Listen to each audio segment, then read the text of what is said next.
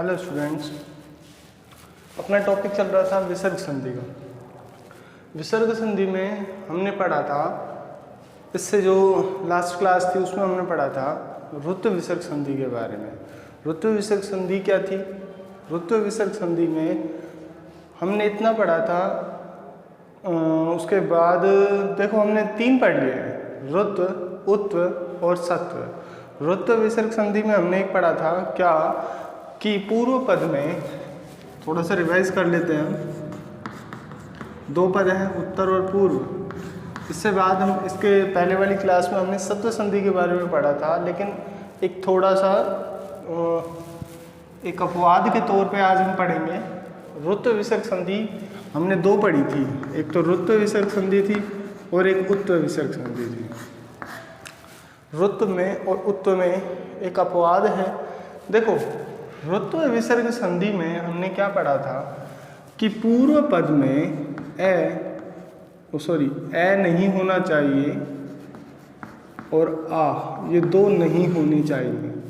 पूर्व पद में विसर्ग हो और उत्तर पद में कोई भी स्वर या क्या हो, तीसरा, चौथा, 5वां अक्षर किसी भी वर्ग का, कोई भी वर्ग है, कै, च, ट, त, प, उस वर्ग का तीसरा, चौथा या 5वां अक्षर हो, या य, र, ल, व या है, इसमें से कोई एक अक्षर हो। यहाँ विसर्ग हो पूर्व पद में और उत्तर पद में किसी भी वर्ग, कोई भी स्वर हो। अगर स्वर ना हो तो किसी भी वर्ग का तीसरा, चौथा या 5वां अक्षर हो, या य, र, ल, व, ह में से कोई एक अक्षर हो, तो हम इस विसर्ग के स्थान पर र करते थे, र आदेश र करते थे, और ए या आ नहीं होना चाहिए। ये हमने पढ़ा था। उत्व विसर्ग संधि में क्या पढ़ा था कि विसर्ग हो और विसर्ग से पहले क्या हो, ए, एक हमने पढ़ा था। और पूर्व पद में इसकी 2 कंडीशन पढ़ी थी हमने। तो एक में भी क्या पढ़ा था, ए के बाद विसर्ग हो और फिर ए हो, तो हम यहाँ पर ऊ करते हैं और ए और ऊ मिलकर, दोनों क्या मिलकर क्या होते थे, ओ होते थे। ऋत्व में और उत्व में क्या अंतर था, इसकी दूसरी, ये तो पहली कंडीशन थी। दूसरी कंडीशन क्या थी, ए के बाद यहाँ विसर्ग हो पूर्व पद में, उत्तर पद में। अब देखो स्वर में सिर्फ यहाँ ए था, अब यहाँ कोई भी स्वर कह रहा है, यहाँ पर ऐसा नहीं चलेगा कि कोई भी स्वर, सिर्फ ए। दूसरी क्या थी, किसी भी वर्ग का क्या हो, तीसरा, चौथा या 5वां अक्षर, जैसे यहाँ पर है, या क्या हो, य, ल, व या है, इनमें से कोई एक अक्षर हो, तो फिर ये विसर्ग का ऊ होता था और ए और ऊ मिलकर क्या होते थे, ओ। ठीक है, दोनों एक बार ध्यान से समझना, इन दोनों में एक अपवाद चलेगा। ये मैं क्यों बता रहा हूँ, यहाँ पर एक अपवाद चलेगा, ये हमने पहले पढ़ लिया है, लेकिन दोनों के बीच एक अपवाद है, तो उसको बताने के लिए मैंने ये थोड़ा रिवाइज किया है। आप ध्यान से सुनिएगा, दोनों में सिर्फ क्या अंतर है, इस ए या आ का, जो ए या आ है वहाँ, और यहाँ कोई भी स्वर, यहाँ सिर्फ ए होगा। ऋत्व विसर्ग संधि में ए आ के बाद ये ए आ नहीं होना चाहिए, ये दोनों तो क्या है, नहीं होने चाहिए। और कोई स्वर हो इस विसर्ग से पहले, तो यहाँ र, कोई भी स्वर मिलेगा, तीसरा, चौथा, 5वां अक्षर मिलेगा, य, र, ल, व, है मिलेगा। लेकिन उत्व विसर्ग संधि में क्या कहता है, 2 स्थितियां बताई थी, 2 कंडीशन, ए हो, ए के बाद विसर्ग हो और फिर ए हो, तो यहाँ विसर्ग के स्थान पर ऊ होता है और ए और ऊ मिलकर ओ में बदल जाते हैं। उदाहरण भी किया था हमने। दूसरा हमने क्या किया था, उत्व विसर्ग संधि में ए के बाद विसर्ग हो और किसी भी वर्ग का तीसरा, चौथा या 5वां अक्षर हो, या य, र, ल, व, ह में से कोई एक अक्षर हो, तो इस विसर्ग के स्थान पर ऊ होता है और ए और ऊ मिलकर के ओ बन जाते हैं। इतना हमने पढ़ लिया था। ठीक है, अब देखिए इसमें एक अपवाद है। अपवाद क्या है, जो हम अपवाद पढ़ रहे हैं वो क्या है, इसका अपवाद लिख सकते हैं। जैसे उदाहरण दे रहा हूँ मैं आपको, उसके बाद हम पढ़ेंगे। देखो उदाहरण में क्या है,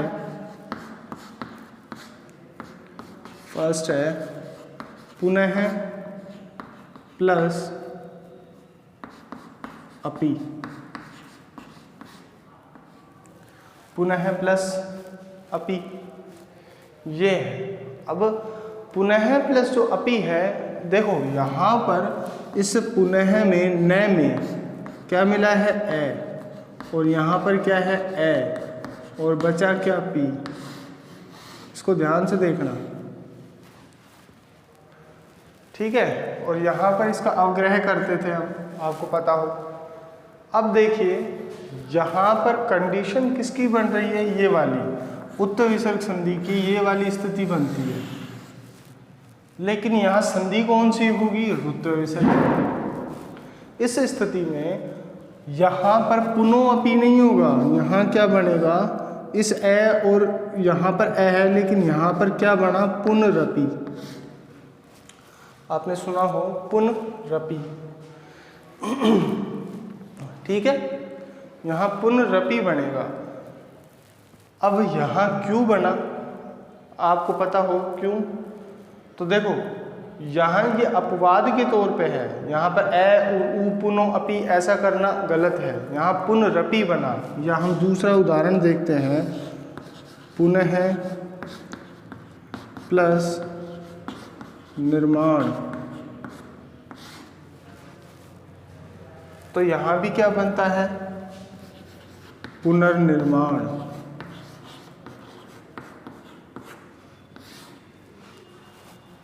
पुनर्निर्माण, ठीक है। यहाँ क्यों बना, अब प्रश्न क्या है, एक और एग्जाम्पल देखते हैं। तीसरा पितः प्लस एव। अब इसका भी क्या बनेगा, देखो यहाँ पर भी ए है, इस तय से पहले इस पित में तय में क्या मिला हुआ है, ए विसर्ग, और यहाँ पर ए और वह। यहाँ देखो यहाँ पर विसर्ग से पहले ए है, लेकिन फिर भी ये उत्त विसर्ग संधि न होकर के पितरेव बनेगी। यहाँ पर विसर्ग बनेगा, विसर्ग का रे होगा, रे में ए मिलेगा, तो शब्द बना पितरेव। उदाहरण मैंने आपको सामने दिए हैं 3।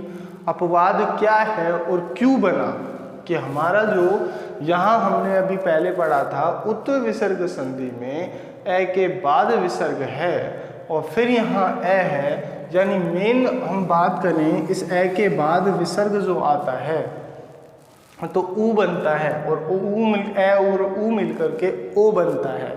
लेकिन यहाँ तो रुत्व विसर्ग संधि है, नाम रुत्व विसर्ग संधि का, लेकिन काम किसका चला था, उत्त विसर्ग संधि का।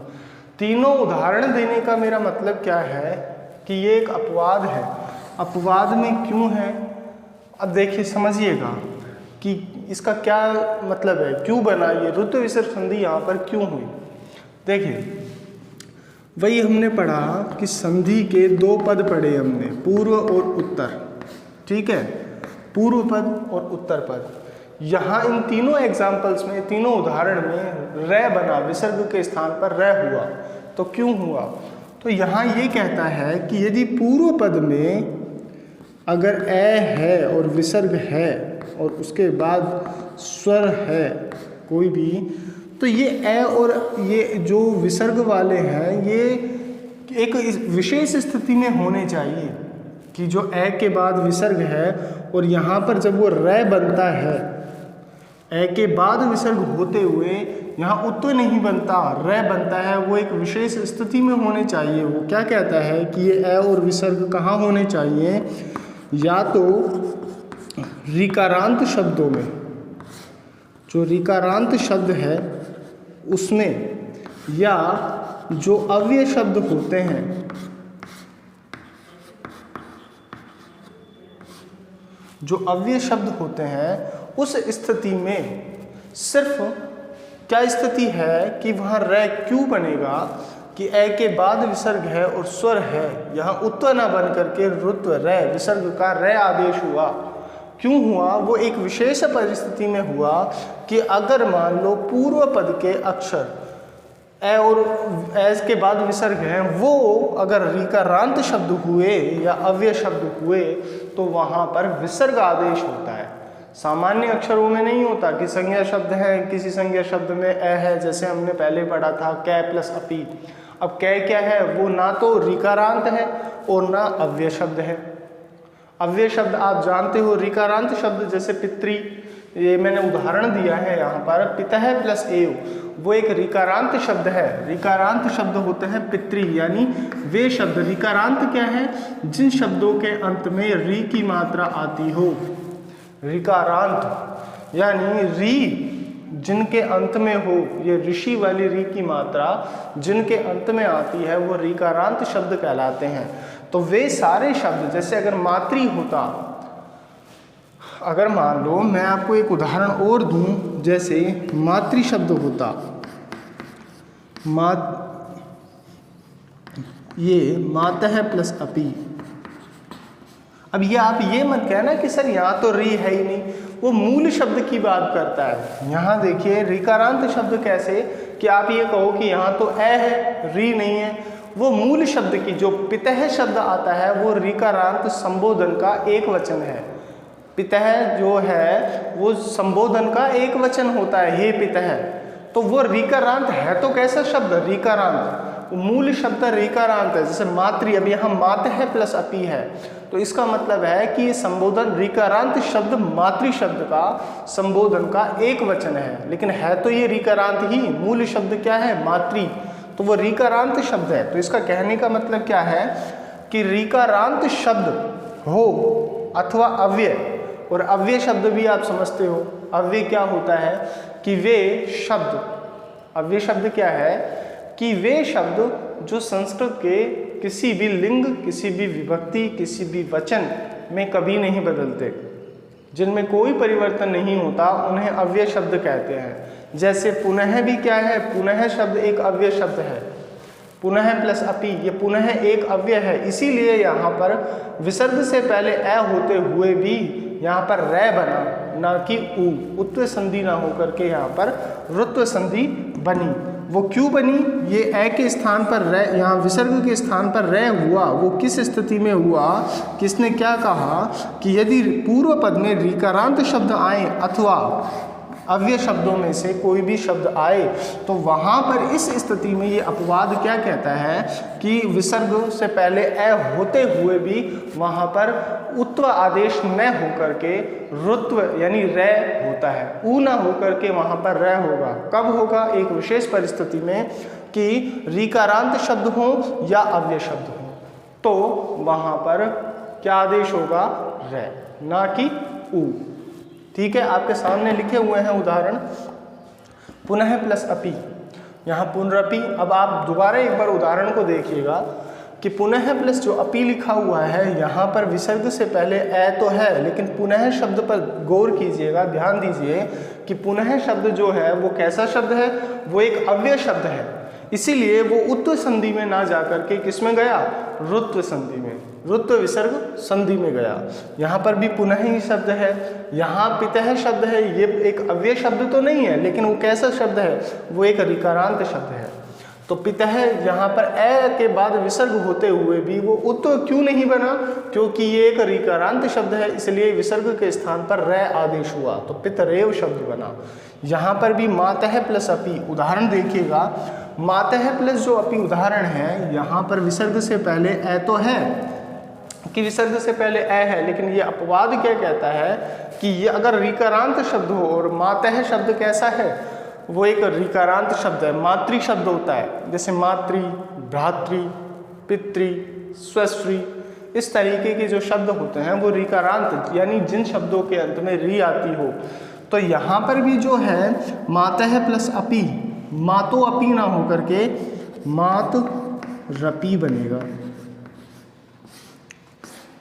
ठीक है, तो ये जो आपका अपवाद है जो उत्व और रुत्व संधि के बीच में है, जो हमने दोनों संधियां हम पहले पढ़ चुके हैं, इससे पहले हमने सत्व पढ़ी थी, लेकिन अपवाद एक रह गया था। तो ये अपवाद आपको ध्यान रखना है कि ऋत्व में और उत्व में अंतर क्या था, ये भी मैंने बता दिया है, और इनमें अपवाद क्या है और क्यों बना। जो ये उदाहरण आपके सामने हैं, ये 4 उदाहरण जो लिख रखे हैं, ये आपके सामने लिखे हुए हैं, उनमें अंतर क्या है और दोनों में क्या है, इतना मैंने आपको बता दिया है। आपको ये याद रखना है कि यदि विसर्ग से पहले ए है तो उत्व संधि तो बनती है, लेकिन अगर पूर्व पद में वो शब्द ऋकारांत हुए या अव्यय शब्द हुए, उनके अंत में ए के बाद विसर्ग होता है, तो वहाँ पर उत्व संधि ना हो करके ऋत्व संधि होती है।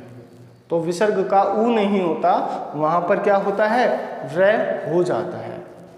ये आपको अपवाद ध्यान रखना है, कई बार क्वेश्चन पूछ लेते हैं, ठीक है।